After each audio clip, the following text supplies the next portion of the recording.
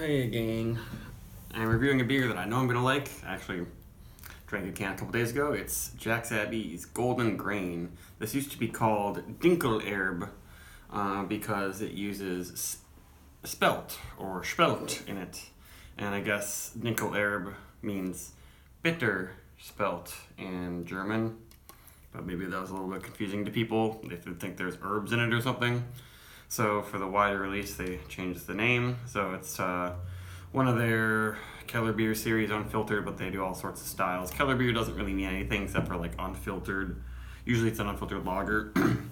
So this is 5.4%. A little strong for a pale lager, and yes, they use spelt, and they say slightly bitter, but it's pretty bitter for a pale lager. It's kind of up there in the sort of export Dortmunder area, but even more intense. It's very robust. I thought it was quite good. And they use Styrian Aurora hops, which is a newer continental hop variety that's a little bit more robust too.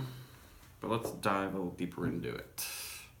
Got my tall glass that's nearly impossible to clean on the bottom, but kind of fun to drink out of.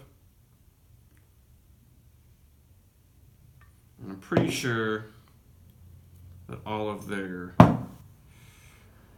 Kellerbiers and most of their lagers at Jack's Abbey are naturally carbonated through the spunding process, where they seal off the tanks and let it build pressure and carbonation inside the tank with the yeast in there, and then they somehow move the pressurized beer into the cans. And this one, yep, it's got a bunch of big bubbles coming up because the bottom of my glass is dirty. It would probably be smaller if this glass was fully clean, but you can see it's quite unfiltered, but very, very pale. I think they used to use like Pilsner malt and spelt, so it's one of the paler Kellerbiers I've seen, and a pretty nice head there. Probably gonna stick around for a while. Big bubble pop in there. Yes, and it just smells like a gigantic Pilsner. The Styrian Aurora just seems to be like a really big Hallertau in a way. Maybe they use Hallertau also.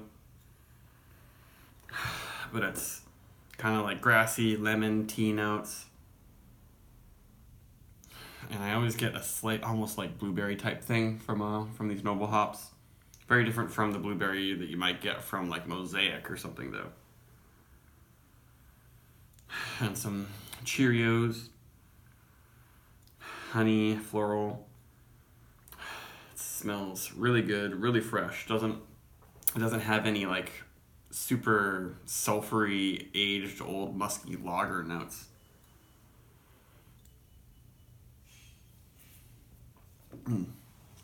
Yeah, pretty good body, nice feel. I guess I should say this is canned June 20th, so it's like 2.5 months old, but that's still quite fresh, especially for a Kellerbier. And it finishes nice and dry, but it's got a hefty body. A really nice feel from the natural carbonation. You can get that same feel in their house lager, which I would buy more of it if it just were a little less sweet. But it has this velvety, silky feel because of the fine little bubbles.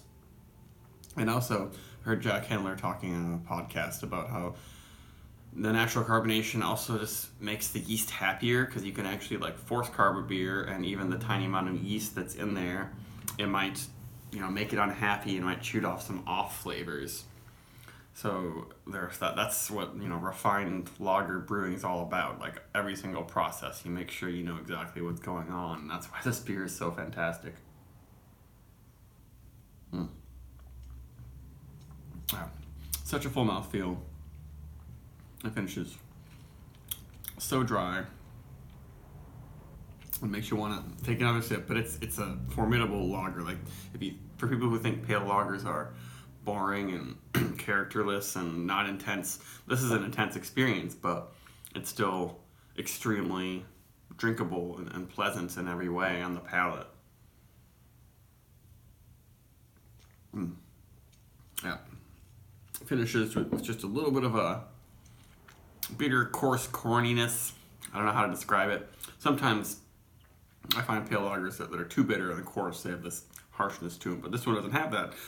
Probably in part because of that nice natural carbonation. Doesn't really bring that carbonic bite.